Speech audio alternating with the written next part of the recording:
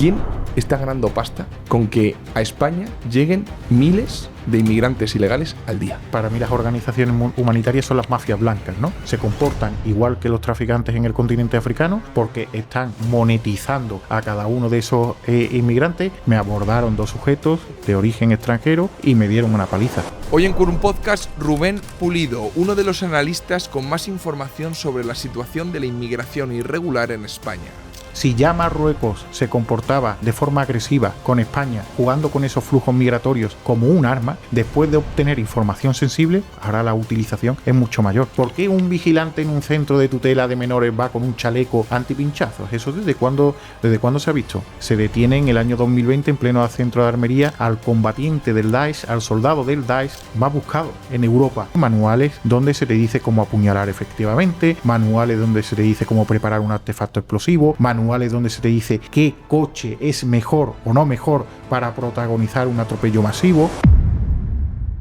Muy buenas a todos, ¿qué tal? Bienvenidos un domingo más a Quorum Podcast. Hoy tengo el honor y la suerte de entrevistar a una persona que llevo siguiendo muchísimo tiempo, una persona que habla de lo que muy poca gente habla, y de los que hablan es probablemente que más información de primera mano tenga, y vamos a hablar de temas que creo que es necesario hablar.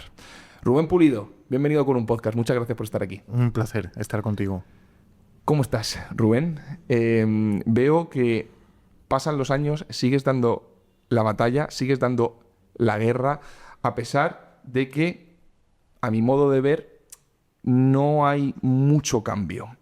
¿No te desespera seguir el camino que has elegido, un camino tan complejo, sobre todo en este país, en esta Europa que vivimos?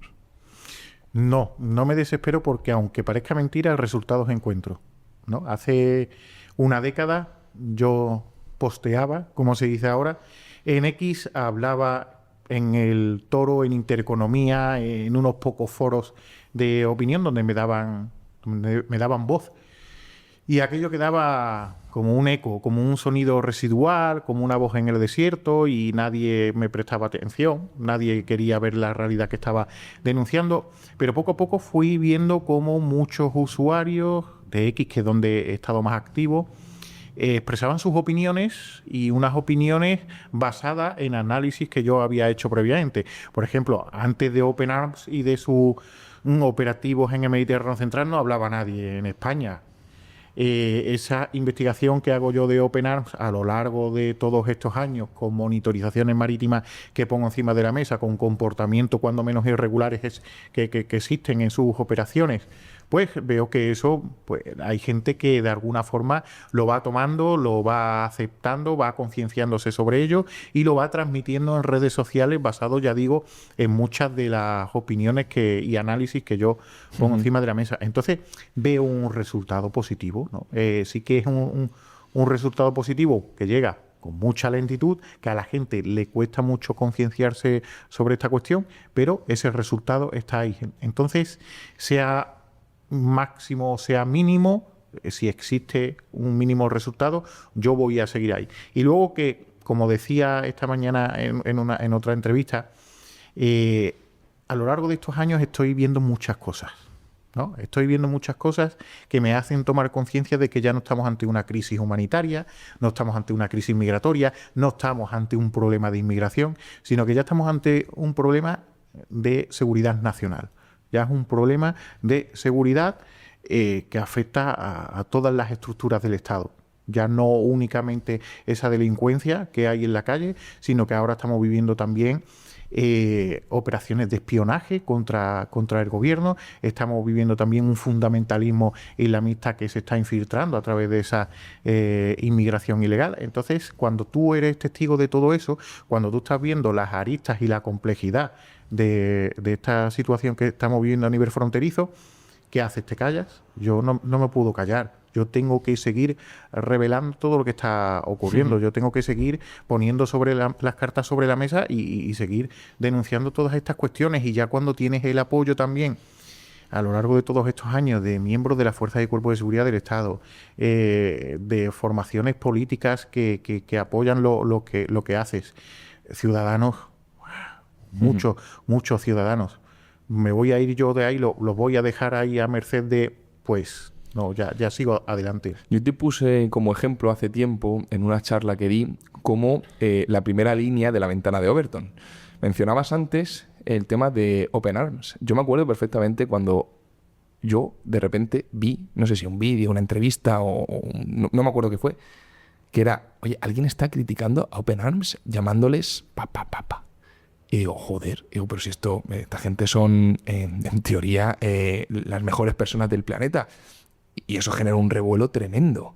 Y esa primera ventana, ¿vale? Como han pasado en otras cosas en este país, como por ejemplo con el feminismo, ¿no? Hay ciertas personas que han abierto el camino y a partir de ahí se ha abierto un abanico y vosotros, los que estáis en esa primera línea de la ventana, sois los que recibís los golpes al principio, ¿no? Así que, de hecho, hoy estamos hablando aquí por lo que hiciste hace tiempo, con lo cual, bueno, es increíble el trabajo que estás haciendo. Pero vamos a empezar a intentar empezar a entender un poco sobre esto. Vamos a hablar de varias cosas y quería lanzar una pregunta un poco general y a partir de ahí vamos a ir tirando. Vamos a ver, Rubén, ahora mismo en España, ¿cómo está la situación a nivel de inmigración ilegal? ¿Cómo ha variado la cosa en los últimos 10 años y si de verdad estamos corriendo un peligro que mucha gente no ve? Pues la situación es más compleja que nunca. España ha sufrido inmigración ilegal desde hace décadas, pero los volúmenes de inmigración ilegal, el volumen de inmigrantes ilegales que está llegando en estos últimos años a España no tienen precedentes históricos. Ya es que hemos sobrepasado incluso la crisis de los cayucos del 2006, que aquello había sido un evento lamentable y se había dado un hecho grave, ¿no? Que las Islas Canarias sufriesen la llegada de más de 30.000 inmigrantes ilegales en un año. Y fíjate, hace 2 años se superaron las 40.000, ¿no? Uh-huh. Entonces, estamos superando en cifras y en presión migratoria y en porosidad fronteriza escenarios que antes eran inexistentes. Luego el perfil de la inmigración también ha cambiado.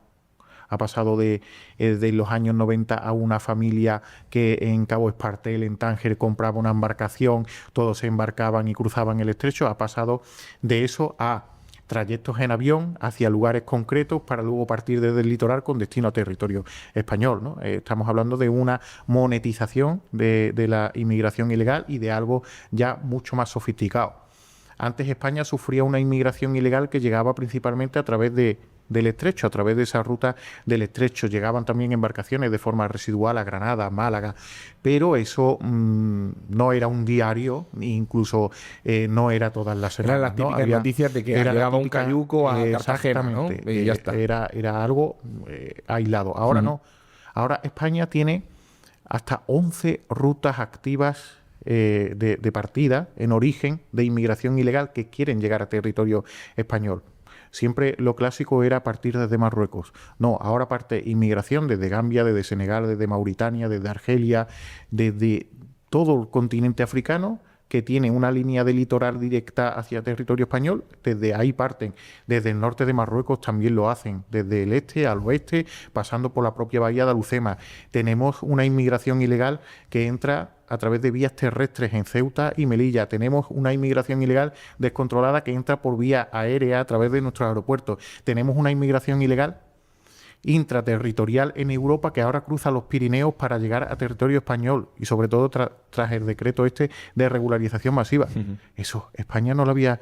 Es que para que tengamos una visual, es que pintemos un montón de rutas en flecha, un montón de vías de entrada y ese país preferencial de entrada para las mafias de la inmigración ilegal y para esa inmigración ilegal en Europa en estos momentos es España.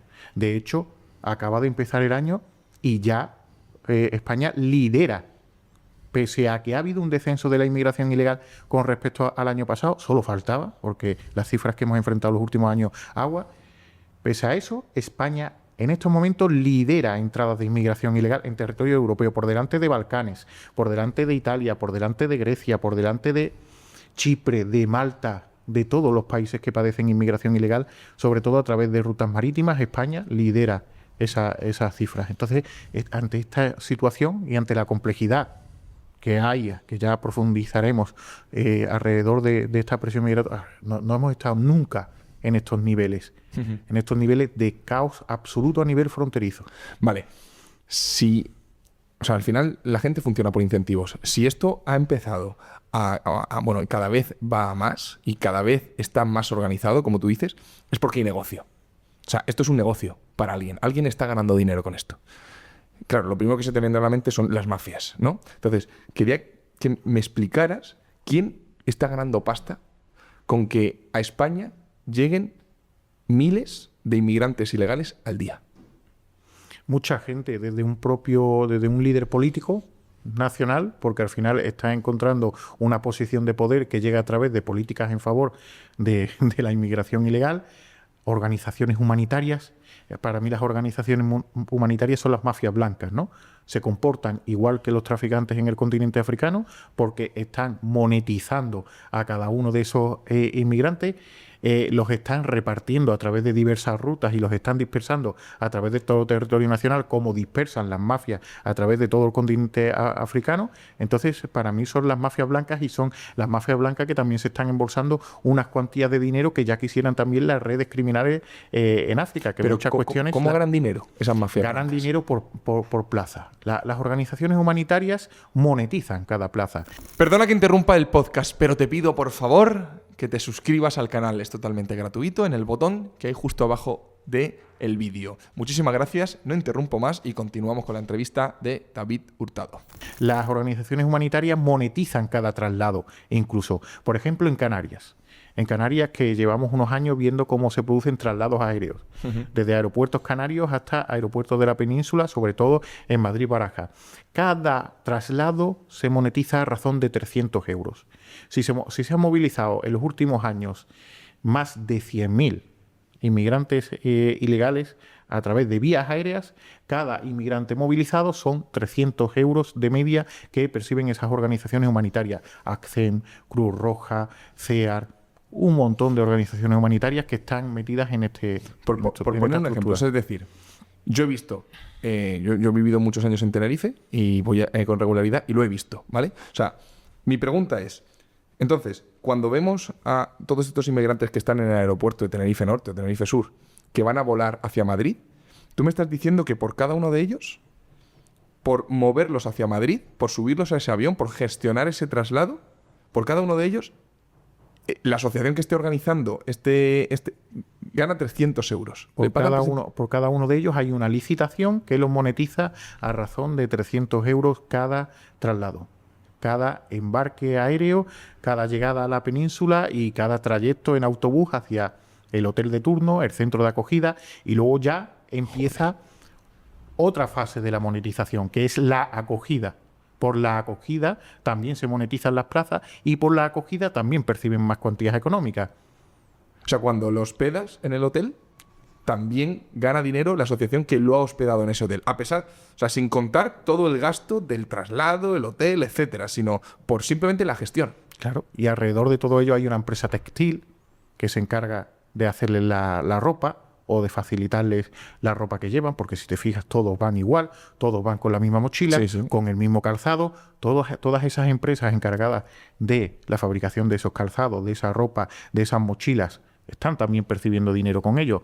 Las cadenas hoteleras que se prestan a esto están recibiendo también dinero. El catering que proporciona la alimentación diaria en régimen de pensión completa a estos inmigrantes también están ganando dinero. La entidad bancaria que gestiona el dinero de bolsillo, la asignación económica que tienen para su subsistencia básica, dicen, también esa entidad bancaria gana dinero.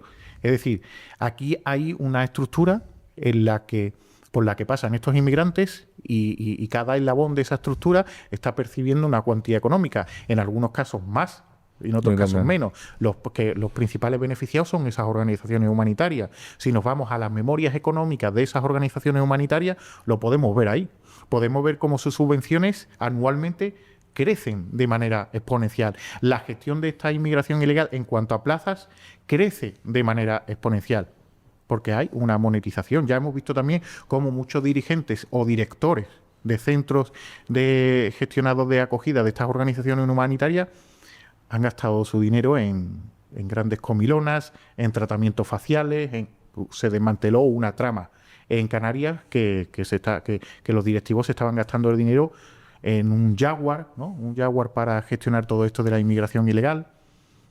Entonces, ahí el lucro económico principal lo tienen en estos momentos los traficantes que están en el continente africano y los que forman parte de ese sistema de trata institucionalizada que está en territorio español. Bajo mi punto de vista, bajo mi óptica, tenemos dos ramas de trata.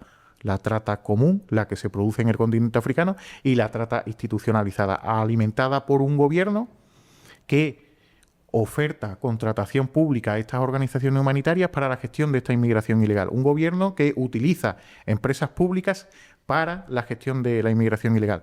Un gobierno que contrata servicios de aerolíneas como Air Europa, casualmente, para esos traslados aéreos, que contrata vuelos charter solo para trasladar inmigración ilegal. Entonces ahí hay un círculo, hay un tejido empresarial que, claro, ¿cómo va a querer acabar con esto, ¿no? Luego te encuentras pues, con escenarios que a mí me han denunciado en muchas ocasiones la Policía Nacional, organizaciones humanitarias que entorpecen la investigación policial. ¿A qué te refieres? Constantemente. Mira, cuando llega inmigración ilegal a costas canarias o a costas andaluzas, los primeros que tienen una interacción, cuando no debería de ser así, con esos inmigrantes ilegales son las organizaciones humanitarias, con la excusa del chaleco térmico, del vasito de agua, del bocadillo, de la atención humanitaria, son los primeros que tienen una interlocución con esa inmigración ilegal. La primera interlocución, por ley, tiene que producirse con la fuerza y cuerpo de seguridad del Estado, porque tienen que tener información de dónde ha llegado, quién es y qué hace aquí, cómo ha llegado hasta aquí y cuáles son sus intenciones. Eso se entorpece porque llega una organización humanitaria que los toma durante un tiempo determinado, en algunos casos más de media hora, y los alecciona y les dicen lo que tienen que decir, lo que no tienen que decir, de dónde tienen que decir que procede, porque así será más fácil solicitar asilo o protección internacional. La edad que deberían de decir, porque en apariencia física parecen menores aunque ellos confiesen ser adultos. Y cuando hay pautas preocupantes en el comportamiento de este sujeto, se tratan de ocultar. Entonces, estamos en esa fase, sí. O sea, la típica foto que se ve cuando llega el cayuco a la costa y se ve a gente, por ejemplo, de Cruz Roja, efectivamente atendiéndoles, tomándoles la temperatura, ahí me estás diciendo que les dicen lo que tiene que decir a lo que va a ocurrir a continuación, que es hablar con aduanas, la policía o quien sea. Hay una entrevista policial y se les asesora. ¿Y cómo lo sabes? ¿Cómo sabes que eso sucede? Porque me lo ha dicho la Policía Nacional, que en muchas ocasiones no han logrado encontrar al patrón de una embarcación. El patrón es el acusado de favorecimiento de la inmigración ilegal. Se camufla entre todos. Claro, porque les han aconsejado que no delaten a nadie por aquel mantra, por aquel argumento de que todos son pobres, de que todos son huyen de un conflicto y todas estas cuestiones. Pero vamos más allá. Tú imagínate, y esto también pasa, que recibe la policía, los servicios de información, una alerta sobre un sujeto que estaba en Marruecos y ya ha dejado de estar en Marruecos, sobre un sujeto que es de origen maliense, porque el contexto del Sahel es realmente complejo en cuanto a fundamentalismo islamista, que decides como Policía Nacional preguntar en todos esos centros de acogida si ese sujeto está o no está en acogida. Y que la ONG te dice que por la Ley Oficial de Protección de Datos no te va a facilitar la lista de los inmigrantes que tienen en acogida.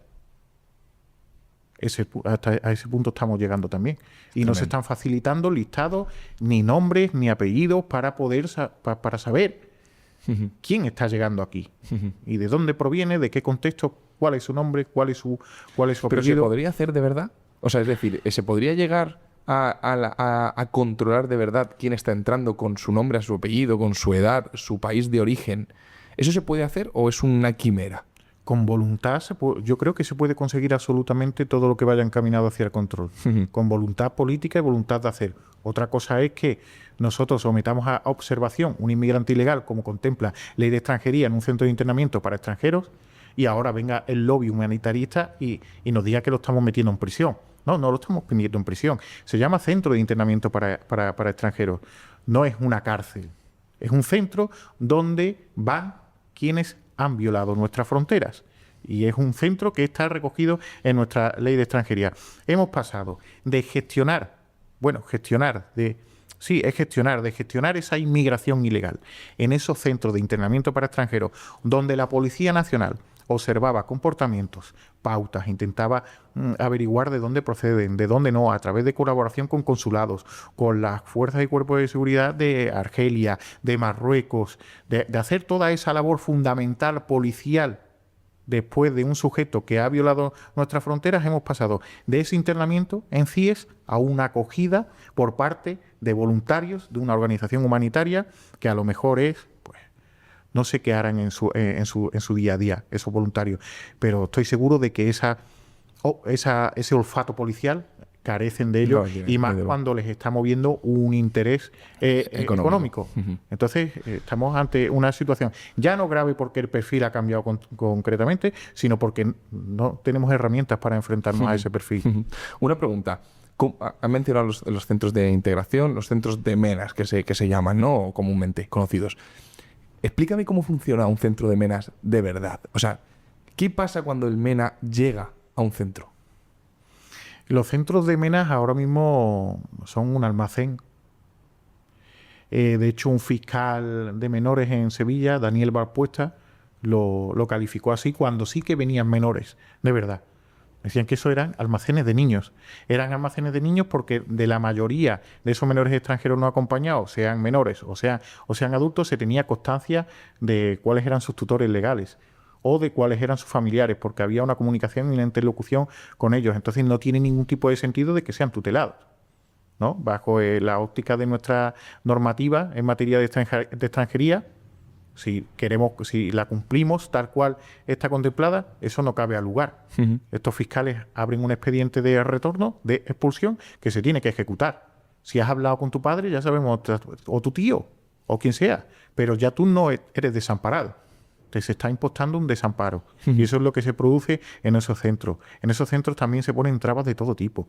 Son centros, no lo olvidemos, que son de gestión autonómica, donde la comunidad autónoma asigna la dirección o la gerencia de estos centros según le convenga o no le convenga. Que esa gerencia y esa dirección está percibiendo unas cuantías económicas también bastante suculentas. Uh-huh. Que hay unos vigilantes de seguridad, que hay unos intérpretes, que hay pues todo lo que he relatado con anterioridad. Pero son un caos. Son un caos porque en estos momentos están mezclando menores con adultos, porque hay un sistema de diligencias procesales para determinación de edad que está en estos momentos que está sufriendo un atasco brutal. Uh-huh. Que las diligencias procesales para determinación de edad en muchos casos tardan en resolverse más de medio año. Que durante más de medio año un tío de 25 está conviviendo con un menor de 13 años, con todo lo que eso puede ser a la hora de influir. Que tenemos a magrebíes con subsaharianos, con inmigrantes del continente asiático, con inmigrantes de origen hispano, y todos con sus diferencias culturales los metemos ahí, y con esos escalones de edad. Entonces, son un caos absoluto. En estos momentos los centros de menores son muy, muy complicados. Hay conflictos diarios que no se denuncian, que cuando llegan a los medios de comunicación es porque ya la cuestión porque ya ha pasado algo gordo, ¿no? Como una violación, como un apuñalamiento, Pero, por ejemplo, en Hortaleza, aquí en Madrid, ahí no ha pasado nada porque Dios no los quiere. Porque ya tienen que ir incluso los vigilantes con chalecos antipinchazos. ¿Por qué un vigilante en un centro de tutela de menores va con un chaleco antipinchazos? ¿Eso desde cuándo se ha visto? Pues van con chalecos para que no sean apuñalados. Porque ya se han denunciado muchas agresiones, amenazas de muerte. Ya hay muchos vigilantes que han sido lesionados estando allí en esos centros, muchas educadoras sociales que han sufrido abusos sexuales y que han sido denunciados también. Y ya los conflictos entre ellos, ya apague y vámonos. Uh-huh. Se rascan la cara, se cortan los brazos. Eso es el día a día, eso es lo que ocurre en esos centros de menores y esto es lo que rodea esos centros de menores. Pero ahí no hay orden, es decir, orden me refiero, ahí no tienen sus horarios de formación, de clases, de tiempo libre, o sea, o están ahí. Quiero decir, tendrá que haber alguien ahí controlando más o menos las actividades que se hacen, ¿no? Son reverdes, son sujetos complejos. Es que es lo que he dicho antes, el perfil ha cambiado completamente. Es que ya no te viene un perfil bondadoso, ya no te viene un perfil... La mayoría de estos menores extranjeros no acompañados son conflictivos en sus países de origen. Y en un país donde todos esos comportamientos van a gozar de una impunidad, pues obviamente se van a comportar incluso peor. Tienen unos horarios, tienen unos quehaceres, hay cursos de formación, tienen unos vigilantes que intentan impartir orden, pero no hay orden. No lo hacen. No hay orden por toda esa mezcla de circunstancias y por lo complejo de estos perfiles. Cuando tú descontrolas tu frontera hasta el nivel que éramos descontrolados en estos momentos, no pretendas que aquí te vaya a venir alguien a hacer el bien. Esas puertas traseras los va a aprovechar el mal. Cuando tú dejas las ventanas de tu casa abiertas, cuando tú dejas tu coche abierto, no te va a venir un buen samaritano a cerrarla. Van a venir a otra cosa. Y eso es lo que está ocurriendo a nivel fronterizo. Ahora mismo el que está llegando a través de las redes criminales que gestionan la inmigración ilegal son perfiles que consiguen contactar con traficantes que se dedicaban a otros menesteres y que ahora se dedican a eso, a la gestión de flujos migratorios. Entonces, lo que nos está entrando no es, por decirlo suavemente, lo más deseoso. Sí, sí. Eso te iba a decir. ¿Cuál es el perfil del inmigrante ilegal que viene africano? Es decir, dentro de toda la gentuza que pueda venir, ¿no?, de otros países, ¿viene gente que de verdad tiene problemas o es una minoría? Eso es una minoría residual y ya hasta las propias Naciones Unidas, en sus análisis estadísticos, en cuanto a quién tiene derecho a protección internacional, a asilo, todas esas estadísticas nos dicen que al final más del 70% es inmigración puramente económica. Más del 70% es inmigración puramente económica. Y en España la inmensa mayoría proceden del Magreb, proceden de Marruecos o de Argelia, donde no hay ningún tipo de conflicto, donde no afrontan ningún tipo de calamidad. Es más, es que si afrontasen una situación compleja en origen, no tendría la solvencia económica que les requieren estos traficantes. Si están en la inmundicia en sus países de origen, no tienen 2.000 o 3.000 euros para embarcarse con destino a España. ¿Eso es lo que cuesta más o menos subirse a un cayuco? Sí, subirse a un cayuco en estos momentos, entre trayectos terrestres hacia el litoral y unas cosas y otras, está ahora mismo en una media de unos 2.000, 3.000 euros. Y una media conservadora, porque en la ruta balear han llegado a pagar hasta 8.000 euros. Pero porque ya entran en juego también embarcaciones rápidas, ya desde el norte de Marruecos entran en juego las narcolanchas, donde hay operaciones que han revelado que se llegan a pagar hasta 10.000 euros. Si tú tienes 10.000 euros en Marruecos o en Argelia, ¿tú huyes del hambre, de la guerra, de situaciones precarias? No. Estamos condenando a la inmundicia total al que realmente necesita venir aquí. La fortuna viaja en patera y la pobreza se queda en origen, porque la fortuna y todos estos perfiles son los que tienen esa solvencia económica, son los que consiguen reunir esos 2.000, 3.000, 4.000 y todas esas cantidades de dinero para pagar el peaje con destino a España. En esos países de origen, miles de euros es un capital. Estamos hablando de países como Argelia, que creo que el salario medio mensual está en torno a los 300 euros o por ahí. Entonces, reunir 5.000 euros, 6.000 euros, que es la media que reúne un argelino.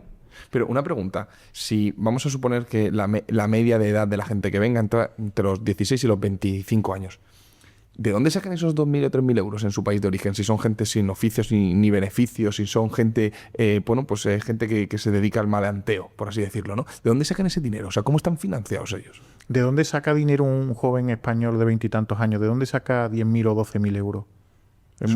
En muchas cuestiones. O de negocios turbios. Exacto.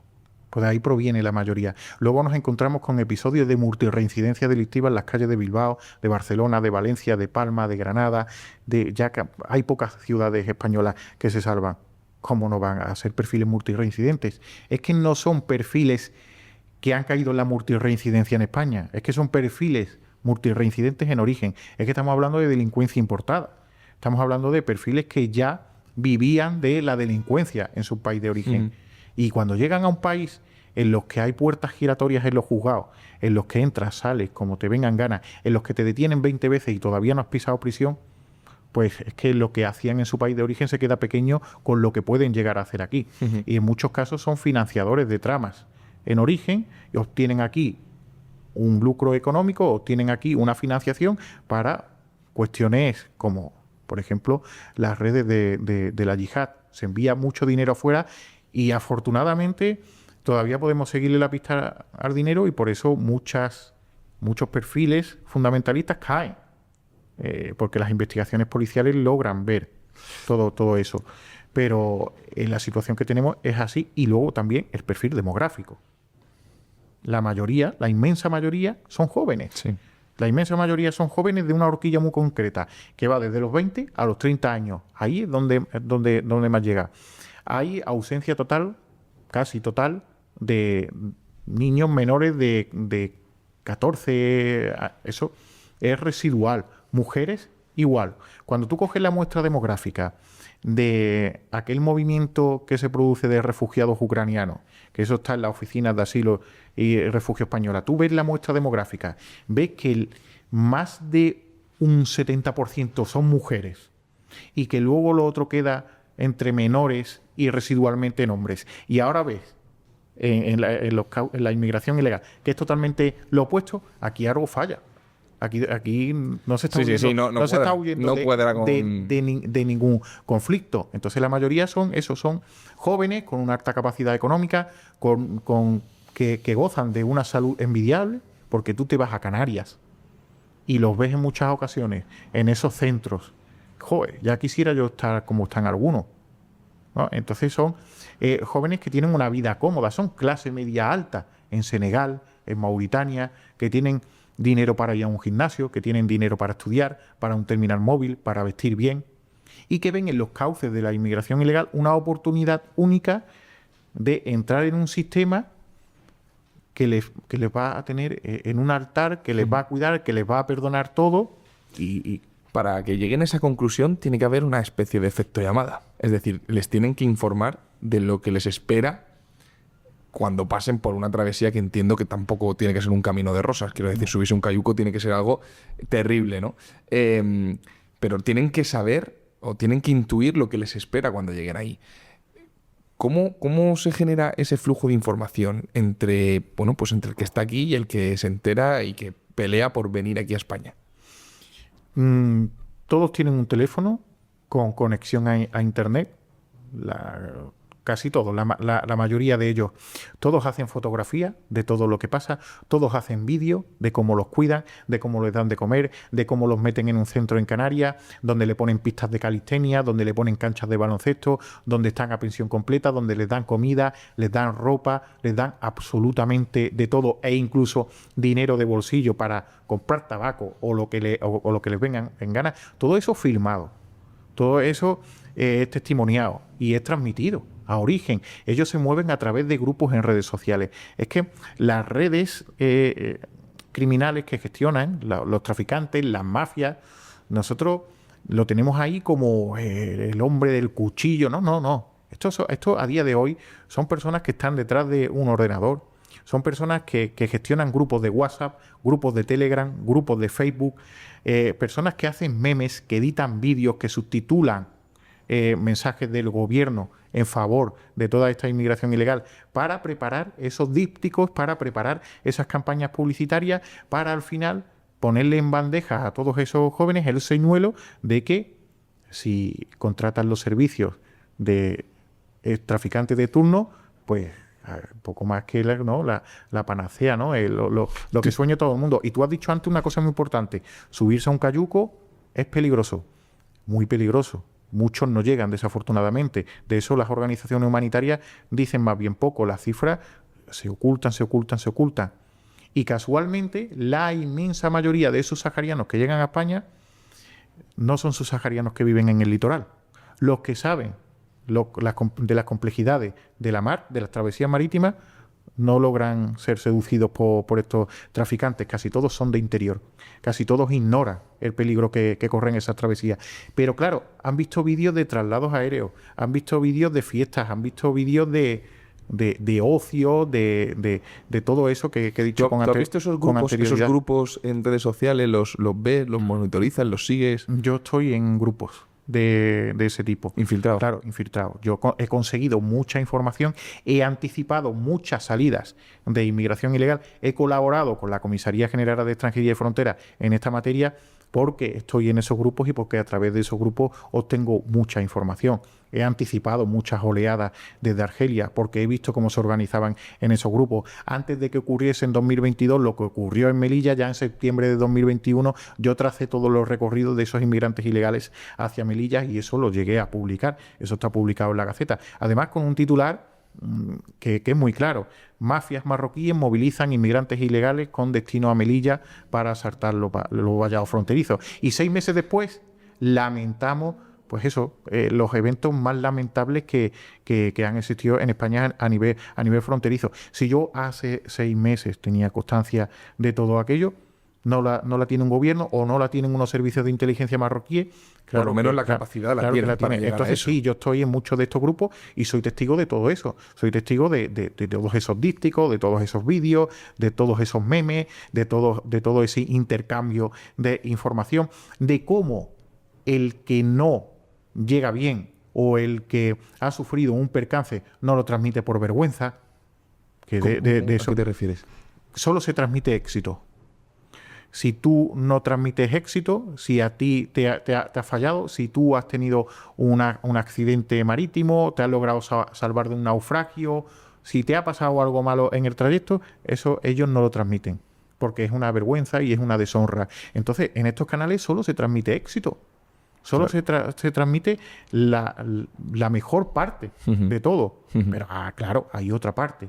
Pero hay otra parte que también he venido denunciando yo muchos años. Es que ¿a quién estamos salvando si tenemos un corredor en el Atlántico en el que se dejan la vida miles y miles de inmigrantes ilegales en estos últimos años? Esa es la forma, eso es humanidad, eso es filantropía. Pues yo no quiero esa filantropía. Desde luego. ¿Qué hay de cierto en esto que comentan de que los barcos estos como el Open Arms y demás están merodeando las costas que saben dónde llega el cayuco para recogerlo y ya no devolverlo, sino tener que llevarlo a Europa? ¿Eso cómo funciona exactamente? Antes merodeaban, ya ni eso. Ya hay un punto concreto. Ya hay un punto en que ha comunicado la red criminal a través de estas redes sociales, que lo ha comunicado a través de fuentes abiertas para que la organización humanitaria pueda verlo. Y la organización humanitaria va directa a ese punto. Donde Antes tenían lugar patrullas de búsqueda y rescate, pero patrullas de búsqueda y rescate muy selectivas, patrullas de búsqueda y rescate que no se daban en todo el Mediterráneo, que se daban en un área muy concreta del Mediterráneo. Ya ni eso. Ya yo he documentado monitorizaciones marítimas donde salen desde puertos europeos y van directos a un punto en concreto. Tanto es así que hace, creo que fue 3 años, logré hacer una investigación con Frontex, hicimos una investigación conjunta donde estaba Open Arms y estaba Médicos Sin Fronteras, donde se habían transmitido a través de fuentes abiertas por parte de estas redes criminales esos puntos concretos y donde estas ONGs acudían a esos puntos concretos. Entonces había una coordinación. Que en teoría acudían por casualidad, se supone, ¿no? Sí, que estaban por ahí. Por casualidad. Pues eso quedó ahí. Y nadie ha abierto diligencias de investigación, ni nadie les ha hecho nada a estas organizaciones humanitarias. Claro, por este tipo de cuestiones el exdirector de Frontex decide dejar Frontex, ¿no? Porque hay muchas evidencias que ponen encima de la mesa que hay una organización, que las ONG están actuando como una correa de transmisión y que están actuando muy coordinadas con estas redes criminales. Y que ya a mí no me vale que tú tengas un permiso para hacer labores de búsqueda y rescate cuando tú no patrullas ni durante un par de horas. Cuando tú ya estás llegando a un punto concreto en el que se ha pactado una recogida y que haces todo lo posible para que intervengan las autoridades de origen, de Libia, de Túnez, y que haces todo lo posible porque al final el único trayecto viable sea hacia el continente europeo. Es que... ¿Qué es hacer todo lo posible? Bueno, hacer todo lo posible, por ejemplo, es desobedecer las indicaciones de las autoridades de origen, desobedecer las órdenes de los guardacostas libios, de los guardacostas tunecinos, que para algo los guardacostas libios se han creado conjuntamente entre los estados europeos y los gobiernos que van pasando por Libia. Entonces, hacer todo lo posible es eso, que te digan los guardacostas libios, no acudas a esa embarcación porque está en nuestras aguas territoriales, y tú digas que están en peligro, que están en naufragio y que no, que los principios humanitarios imperan por encima de todo y que si los coge la Guardia Costera Libia van a ir de vuelta a Libia. Hombre, claro. Claro. Eso es hacer todo lo posible. Y luego cuando se te da la orden expresa de dejarlos en el puerto más cercano, que tú cojas y decidas desobedecer esa orden y emprendas una navegación hacia puertos italianos. Y que cuando llegues a esos puertos italianos, Giorgia Meloni bloquee tu embarcación durante 2 semanas y te haga pagar una multa de 50.000 euros. Se ríen en la cara de Giorgia Meloni. No tiene, todos sus actos no tienen ningún tipo de consecuencia. Es que ya, desde la perspectiva humanitaria, es que lo lógico sería eso. ¿Tú cómo vas a someter a 100 inmigrantes ilegales, donde supuestamente van mujeres, van bebés, van niños? ¿Tú cómo los vas a someter a una travesía de más de 500 millas náuticas, teniendo los puertos tunecinos a poco más de 30? Es que eso es inhumano. Es que si de verdad han enfrentado un peligro, si de verdad están en una situación compleja, que los atiendan lo antes posible. Y en los puertos tunecinos no le van a recibir con un látigo, porque hay hospitales, porque está Cruz Roja, porque hay casos documentados de inmigrantes que han encontrado un futuro, incluso siendo subsaharianos en Túnez, que pesa sobre ellos un gran estigma, lo han conseguido. En Libia no se hace otra cosa que atenderlos, clasificarlos. Los que tienen derecho a protección internacional o asilo, se les facilitan las vías y los cauces para que puedan articularlos, y los que no se suben en aviones en Trípoli y a su país de vuelta. Eso es gestión de la inmigración, eso es combatir la inmigración ilegal, eso es salvar vidas. Pero lo que hacen las organizaciones humanitarias no. Lo que hacen las organizaciones humanitarias es prestar un servicio a criminales, prestar un servicio a redes criminales, actuar como correa de transmisión y coordinarse con ellos para seguir sosteniendo su actividad económica. Mira, a la mayoría de invitados que traigo aquí, en función del tema concreto, les hago una pregunta adaptada a su tema. Y es, vamos a ponernos en un caso en el que tú eres, con el gobierno que sea, ¿vale?, ministro de Defensa, y tienes plenos poderes para, o se te da la orden, por así decirlo, de esto hay que solucionarlo, ¿vale? Y tienes plenos poderes dentro del realismo internacional y geopolítico, ¿no? ¿Cómo se solucionaría esto según tu modo de ver? ¿Cómo cortaríamos esta entrada masiva de inmigración ilegal? Pues mira, para empezar, recuperando la aplicación de nuestras normas de extranjería. Que la aplicación... Simplemente aplicando leyes. Que la aplicación brilla por su ausencia. Eso es lo principal. Aplicar la ley no es inhumano. Inhumano es incumplirla. Entonces, aplicar la ley de extranjería tal cual está contemplada, podremos ver sus errores y sus aciertos y reformarla en base a ello. No reformarla en favor de la inmigración ilegal, sino reformarla para combatir la inmigración ilegal. Luego hay que tener una interlocución con los países de tránsito, de origen de esa inmigración ilegal. Porque si no colabora el país de origen, colaborará el de tránsito. Y si no, el vecino del sur, del norte, del este o del oeste. Alguien va a colaborar y va a conseguir que la inmigración ilegal que parte de un origen concreto, pues sea mayor o sea, en este caso, menor, ¿no? Entonces, esa colaboración es esencial. Y luego hay muchas medidas y muchas lecciones que ya nos han dado países en el pasado. Tenemos Australia, ¿no? Ya nos enseñó cómo estableciendo centros de clasificación donde no tocasen territorio nacional hasta que sus expedientes no llegan a ningún tipo de resolución. Ya hemos visto también el amago de Giorgia Meloni con esos centros de gestión, no en territorio italiano, sino en territorio fuera de Italia. Eso lo podemos hacer aquí en España también. Aquí en España tenemos un escenario idílico para la instalación de esos centros. Pero claro, es el Sáhara Occidental. Establecer esos centros en el Sáhara Occidental implica muchas cosas a nivel geopolítico que no deberían de tener lugar. porque la potencia administradora del Sáhara es España. Y eso no se le debe olvidar a nadie. En el Sáhara está la Layún, está Cabo Bojador, con aeropuertos, con puertos, donde esa inmigración puede ser clasificada, donde el que tenga derecho a protección internacional o asilo se le faciliten los cauces para, obviamente, brindarle ese derecho, pero la inmensa mayoría que no tiene derecho a protección internacional ni asilo a su país de vuelta porque no ha llegado cumpliendo unas mínimas condiciones, porque no ha solicitado un visado, porque no está llegando a través de cauces legales a territorio español. Entonces tienes que ir de vuelta. Eso es un mensaje, claro. Luego, en esos países de origen podemos hacer campañas publicitarias para decir la verdad.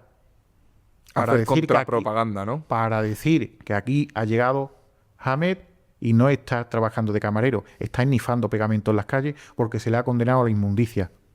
Para decir que de quien tú has huido en tu país de origen está aquí.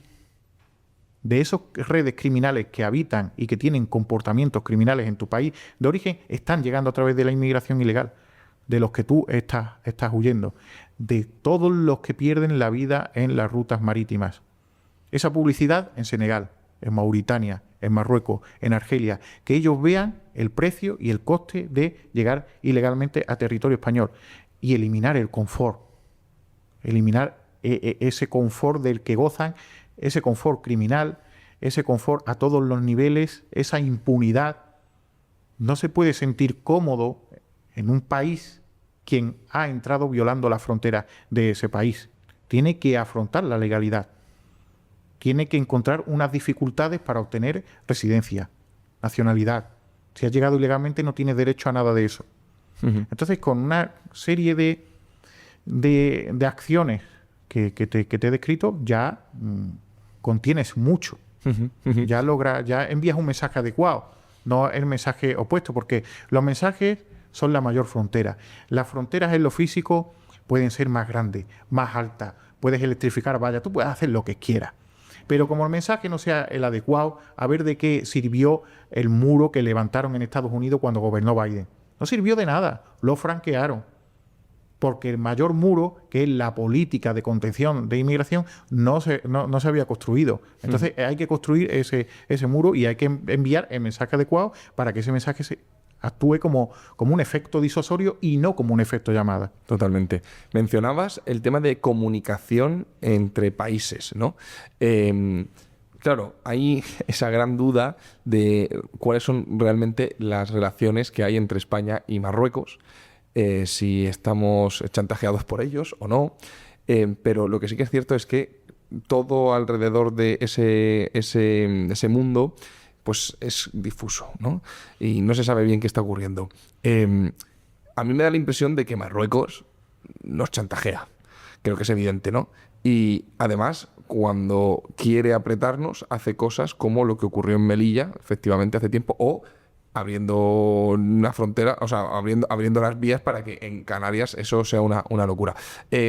¿Cómo funciona eso? O sea, ahora mismo, ¿cuál es la relación, o cómo crees que es la relación entre España y Marruecos a nivel migratorio? ¿Cómo nos están utilizando? Ahora mismo Marruecos está atacando constantemente a nuestro país, a todos los niveles. Desde que el gobierno fue preso de una operación de espionaje, si ya Marruecos se comportaba de forma agresiva con España, jugando con esos flujos migratorios como un arma, donde el arma es esa inmigración y los inmigrantes son la munición, después de obtener información sensible, ahora la utilización es mucho mayor. Marruecos no colabora absolutamente en nada, porque a Marruecos no solo llegan a través de vías terrestres, a Marruecos llegan a través de vías aéreas, inmigración que llegan a aeropuertos, como el de Casablanca, para llegar luego ilegalmente a España. Y Marruecos se sirve de esos flujos migratorios en función de sus intereses. Lo de Ceuta. También vivimos un episodio muy lamentable en Ceuta, 17 y 18 de mayo del año 2021. Entraron más de 10.000 inmigrantes ilegales en apenas 48 horas. ¿Con qué se encontró con posterioridad en Marruecos? Se encontró con un cheque de 30 millones de euros que llegó, pues eso, a las 24 horas de tener lugar ese episodio. ¿Con qué se encontró nuestro gobierno? Se encontró con una operación de espionaje contra España, porque al final el presidente del gobierno es España. Es el Lo famoso queramos caso o no. Pegasus, ¿no? Hay información sensible en esos teléfonos móviles. Información que ha sido hurtada. Desconocemos qué había en esos teléfonos. Desconocemos si es información de carácter personal, de carácter político, si atiende a estrategias de seguridad nacional. Porque había ocurrido, ese episodio de Ceuta tuvo lugar por la acogida del líder del Frente Polisario. No sabemos si había una interlocución entre el Frente Polisario y España en lo relativo al Sáhara. No sabemos si había comunicaciones sensibles con Argelia.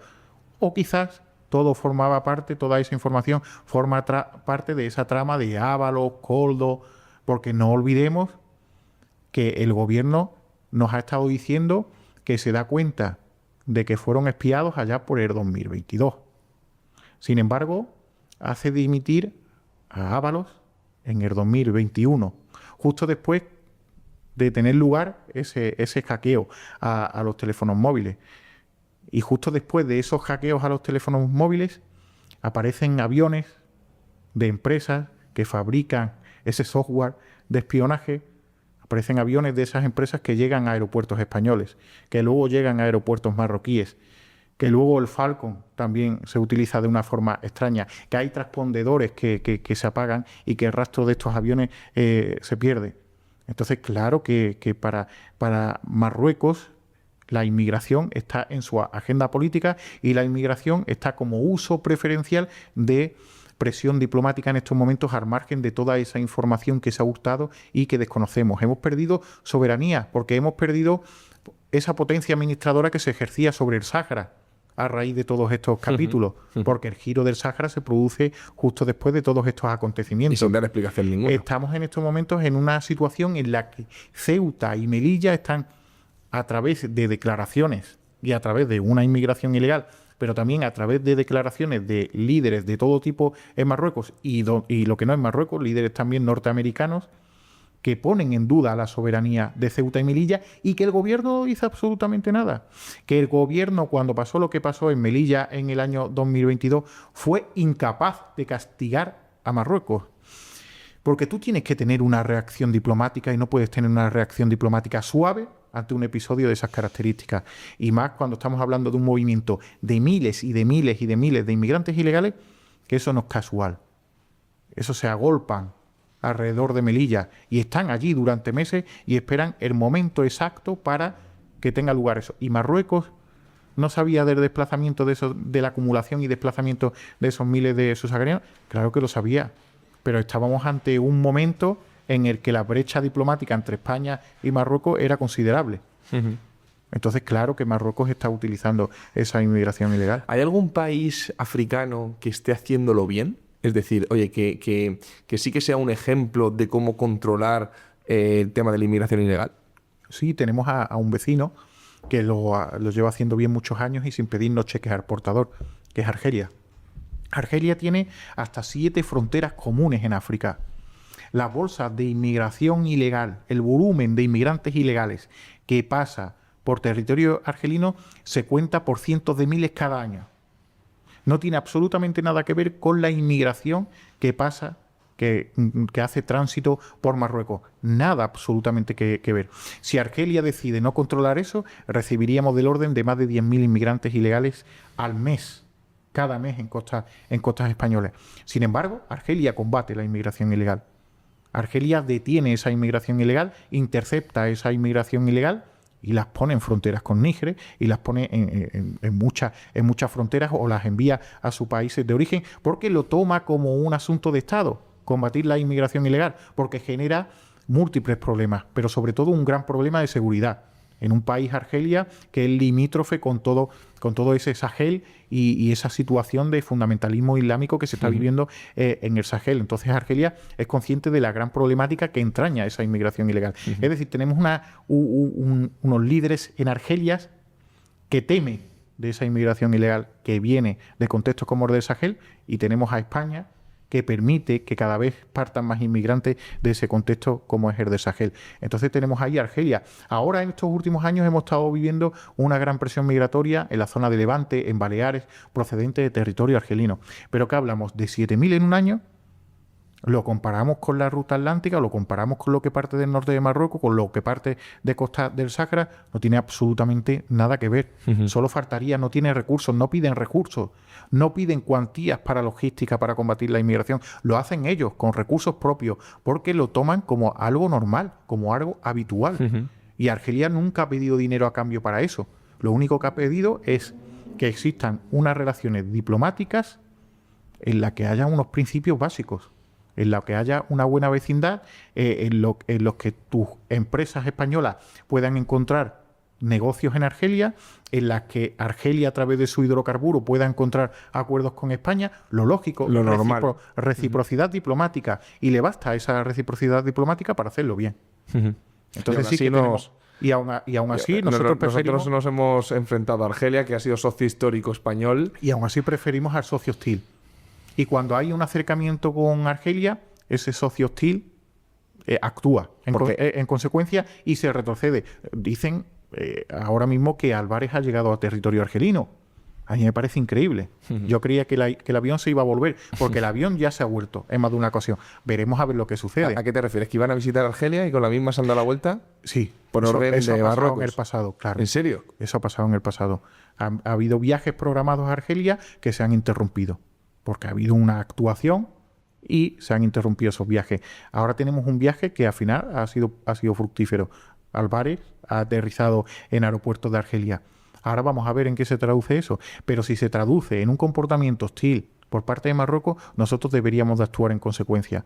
No podemos estar siempre agachando la cabeza, siempre esperando que Marruecos muevan el tablero, su ficha de ajedrez, para nosotros actuar a la defensiva. No, nosotros tenemos que equilibrar esas relaciones diplomáticas. No es detonar una guerra, es hacer valer nuestra posición. Simplemente eso. Y luego tenemos en el corredor del Mediterráneo Central, tenemos a Túnez, que está llegando a acuerdos muy positivos con Italia. Kais Saied, el líder tunecino, se ha visto en numerosas ocasiones con Giorgia Meloni, ha entendido que es un problema grave, que afecta no solo a la seguridad italiana, sino que afecta a la seguridad de Túnez. Han tenido lugar unos acuerdos económicos y la inmigración de origen tunecino está descendiendo notablemente en estos últimos años. El gran peso de ese descenso de la inmigración ilegal que está registrando Italia se basa en esos acuerdos entre Kais Saied y Giorgia Meloni. Entonces hay países que sí, que lo hacen bien, pero hay países que no lo hacen bien. Y ante los países que no lo hacen bien, nosotros no podemos mostrar una actitud a la defensiva. Nosotros tenemos que despertar esa ofensiva diplomática, que es lícita, que eso se entiende en relaciones exteriores. Porque si tú nunca pones normas, si tú nunca pones límites, al final vamos a llegar a un escenario que no es el ideal.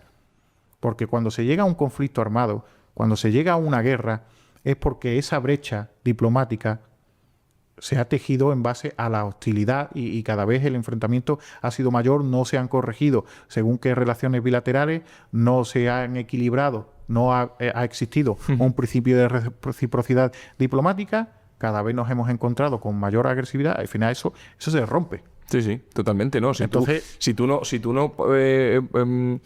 reaccionas ante lo que es un intento de invasión en Ceuta o en Melilla, y eso, lo que siempre digo de las líneas rojas, ¿no? Cuando alguien traspasa una línea roja y no hay una respuesta a eso, esa línea se queda ahí y cada vez llega más. Además que hay tribunales. Acaba con un conflicto que puede ser que dentro de poco invadan Melilla directamente. Y a ver qué haces. Y a ver cómo se comporta España. Correcto. Es que yo tengo serias dudas sobre lo que ocurriría. Hombre, estamos hablando de una Ceuta de Ceuta y Melilla, donde tampoco se está controlando la inmigración, donde ya más de 50% de la población no es española. Y la inmensa mayoría es marroquí. Entonces, cuando se produzca una invasión de esos territorios, aquello va a ser complicado. De hecho, el otro día leí un dato porque me sorprendió. Estaba viendo tasas de natalidad y salía, en España hay una zona donde la tasa de natalidad sí que es muy alta. Y ponía Melilla y Ceuta. Y digo, anda, ¿por qué será, no? Estuve yo en Melilla hace poquito y efectivamente, hay más de la mitad de la población es marroquí. marroquí, no sé si estará ahí, supongo que estará con permiso de residencia legal, la inmensa mayoría, pero... Y además es que lo que yo he empezado a escuchar desde hace poco es ya no a cualquier zumbano, sino a representantes del gobierno decir directamente que eso es un territorio invadido y que les pertenece realmente. O sea, ya hay unas insinuaciones... Incluso cargos socialistas han dejado caer cosas así. Sí, sí. De Entonces, hecho, yo quiero preguntarte una cosa que ya entra a nivel político, y es que yo creo que en los próximos 5 o 10 años vamos a empezar a ver en la península algo que ya vemos allí, que es la creación, por pura lógica e incentivos, insisto, de partidos pro-musulmanes o incluso pro-marroquíes, por el volumen de gente que hay aquí en Marruecos, en la propia península. atendiendo a las demandas de su población. Por supuesto. Eso es así. Es lógico. Eso ya llevamos años viéndolo en Reino Unido y ya estamos viendo el coste que está pagando Reino Unido. Uh-huh. Ya también está pasando en muchas ciudades francesas y ya estamos viendo en también el coste que está pagando. Ya lo estamos viendo en Nueva York. Y ahí es cuando la situación ya va a ser incontrolable. Irreversible. Porque si tú en los escaños tienes ya aparte de esa población y quieres legislar en contra de las derivas en una dirección u otra de esa población, ahí ya los votos te faltan. Sí, sí, o tienes que pactar con ellos y ceder en ciertas cosas. Y con la ley mediocre. Lo que pasa también en Ceuta y Melilla. Correcto. En Ceuta y Melilla hay un partido popular que cede constantemente ante esta población. Por eso siempre salen y por eso siempre ganan las elecciones. Porque ellos son el mayor partido pro-marroquí que hay, el Partido Popular en Ceuta y Melilla, porque les concede todo tipo de licencias. Por eso ganan siempre y por eso siempre sacan han estado sacando en estos últimos años amplias mayorías. Mira, ahí contiene la fuerza pro-marroquí, pero es que la fuerza pro-marroquí están siendo ellos mismos. Entonces, establecer cupos, aunque sea de inmigración ilegal, establecer cupos, eso no es racismo ni xenofobia. Racismo y xenofobia es no establecer esos cupos, porque vas en contra de tu propia población. ¿Qué es un cupo? ¿A qué te refieres? Un cupo de inmigración. Nosotros, tener un límite máximo de gente. Claro, eso lo hacen muchos países. A Japón lo ha estado haciendo muchos años. Ellos han decidido qué inmigración soportan y qué inmigración no soportan. Ahora Víctor Orbán está yendo también en esa dirección. No solo qué inmigración, qué cantidad de inmigración, sino qué perfil de inmigración es el que yo quiero que llegue a mi país. Y si tú solicitas un visado, se te deniega y punto. Pide tú un visado para viajar a algunos países. Habrá países que no quieran recibirte y se te denegará el visado. ¿Por qué? Porque ellos lo deciden. Porque es mi casa. Y yo dejo entrar en mi casa a quien quiero. Porque yo en mi casa tengo una nevera con 10 yogures y si venís 20 ya no hay para 20. Entonces yo tengo que establecer un cupo de entrada. Yo no tengo para todos. Uh-huh. Yo no puedo alimentar aquí a todo el continente africano. Un continente africano que cada 20 años está duplicando su población.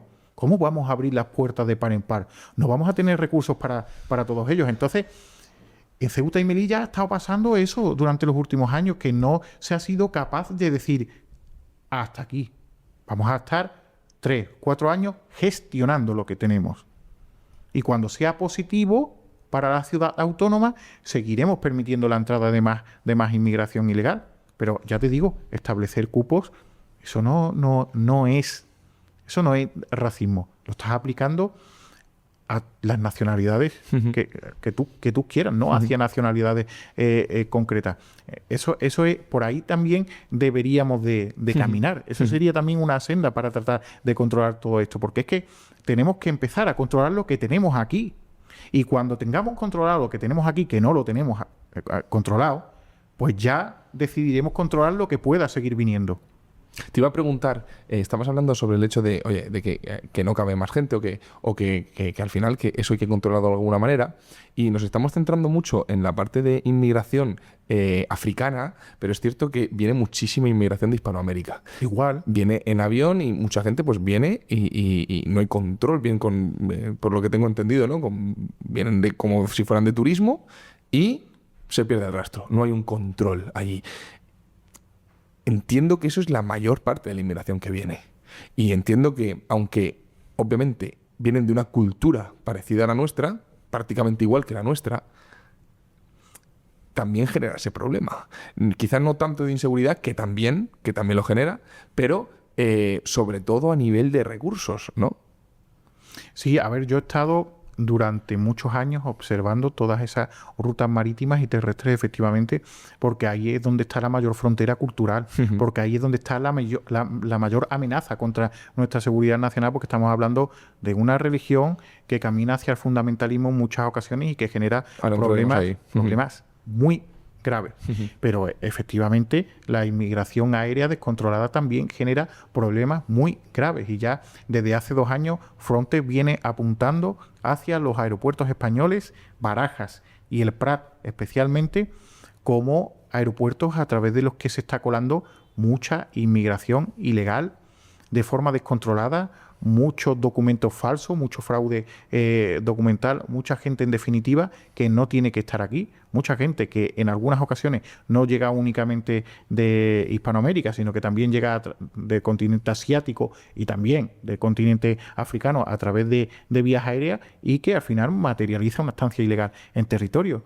Y claro, cuando eso tú lo vives de forma masiva y descontrolada en el tiempo, te encuentras con una gran masa de población que o te pones a hacer controles aleatorios en las calles de Madrid, por ejemplo, o no eres capaz de saber quién está ilegalmente y quién no está ilegalmente. Y si ha conseguido colarse en España a través del uso de documentación fraudulenta y lo ha conseguido y ha sido positivo, ¿quién está entrando aquí? Es al final lo que te he dicho antes. Cuando tú dejas que a nivel fronterizo se te vaya todo de las manos, se te descontroles, no tengas efectivo suficiente ni para controlar el litoral, ni para controlar esas entradas aeroportuarias, el mal va a aprovechar esa circunstancia. Es que es el escenario perfecto para quien quiere venir a hacer daño. El escenario perfecto. Nos encontramos con tendencias preocupantes en Madrid, cómo esas bandas latinas se expanden, cómo también se están expandiendo en Baleares, cómo también están entrando a Castilla y León. Estamos viendo cómo se dispersan también. En Andalucía ha habido operaciones donde se han practicado detenciones de bandas latinas que se estaban comportando pues de forma criminal, ¿no? Que estaban teniendo, pues eso, estaban protagonizando hechos delictivos de considerable gravedad. Eso es fruto del descontrol, de la masividad, de no poder evaluar quién está entrando. Alguien se está bajando de un avión, lo normal es que tú puedas hacer una evaluación exhaustiva cuando se están desarrollando ciertos comportamientos en tu país. Y al final es lo mismo de antes también. Recursos. Sí, ¿Tenemos recursos para todas esas personas? No tenemos recursos. Yo, hablando con un amigo mío que es de Colombia, me acuerdo que nos reíamos una vez porque yo le dije, oye, y cuando tú viniste aquí a España de turismo, ¿vale? ¿A ti te hicieron lo que a mí me hicieron al llegar a Nueva York por primera vez? Que yo aluciné. Pero sí, tú vas a Nueva York, quien haya ido lo sabrá, ¿no? De vacaciones una semana, tú pasas por el control de ahí y vas cagado. Tú, el policía que está ahí en la aduana de Nueva York, te hace un repaso y te pregunta, ¿por qué vienes? ¿A qué vienes? ¿Dónde te vas a quedar? Un control y, ojo, como te viera un medio inseguro, te mete en una sala y te registra y te pregunta y te... ¿Cuánto dinero traes? ¿Cuánto dinero traes? Efectivamente. Aparte de, por supuesto, la hoja esta que te hacen rellenar en el avión de si tienes pensado atentar o cualquier historia de estas, pero te hacen un... Y me dijo, tío, yo que he ido bastantes veces a Estados Unidos, me dice, vamos aquí. Y dice, aquí, a ver si yo llego a decir que yo qué sé, que yo vivo aquí y no hay ningún problema. O sea, les daba igual. No hay un... O sea, a lo mejor no hay que ser no tan radical, porque yo los entiendo, ¿no? Pero a lo mejor no hay que llegar a ese extremo. Pero es que lo de este país es cachondeo de cojones. Pero es que lo que ocurre también es que mucha de esa población que ha huido de comportamientos criminales en Venezuela, en Colombia, se encuentra con la repetición de esos eventos criminales en territorio español, porque la permeabilidad fronteriza ha dejado que se cuelen aquí. Entonces es que carece de toda lógica, incluso para esa propia población. Totalmente. Al final el problema de esto, como siempre, es el que lo paga, es el que de verdad tiene un problema y el que de verdad sí que viene aquí a contribuir, a trabajar, etcétera. O sea, al final el perjudicado, y en el largo plazo lo será, va a ser él. Mira, en Alemania, creo que fue en Alemania hace 2 años y medio o 3 años, mataron a un saudí cristiano que había huido de Arabia Saudita, había huido porque estaba siendo perseguido porque era cristiano. Y los propios inmigrantes de su origen fueron los que acabaron con él en territorio europeo. Entonces, es que carece de todo totalmente. el sentido y de toda lógica. Y lo mismo pasa con ellos, con esa población hispana. Es que tenemos que controlarlo. Tenemos que controlarlo pues, principalmente porque estamos metiendo al enemigo del cual huyen. Y insisto, por el tema de recursos. Vamos a tener en los próximos años un problema gordo de vivienda a consecuencia de ello. Porque ellos, desde la perspectiva demográfica, no se comportan igual que nosotros. Ellos tienen hijos. Para ellos la situación económica no les frena a la hora de tener hijos. Para ellos es un principio básico. Todos esos hijos se harán adolescentes, se harán jóvenes, trabajarán y necesitarán una vivienda. Sí, totalmente. No tienen vivienda los jóvenes españoles, ¿cómo les vamos a dar vivienda? Sí. Entonces tenemos que ordenar esto un poco. Cuando se habla de remigración, surgen muchas voces de todo tipo, muchos estigmas. No, es que no podemos permitir que la gente esté ilegalmente aquí. O sea, realmente eso es real. O sea, tengo ganas de que venga aquí gente de Vox, porque se lo pienso preguntar en el hecho de cómo... O sea, ¿hasta qué punto es un eslogan político? Porque yo obviamente entiendo que si tú tienes a un inmigrante ilegal, aplicas las leyes, sabes de dónde es plausible, ¿no? Pero al final, gente que lleva aquí muchísimo tiempo, que, bueno, y ya no te quiero contar con el tema de la regularización, que de efecto llamada brutal con la historia esta que ha hecho el gobierno del PSOE, ¿no? Pero, ¿hasta qué punto eso es factible, siendo realistas, en el hecho de remigrar a alguien que lleva aquí 3 o 4 años? Hombre, es factible siempre y cuando tú tengas unos acuerdos establecidos con esos países de origen. Hacia ahí, si queremos establecer cuotas de remigración, si queremos hacer eso, tenemos que tener una interlocución con esos países de origen.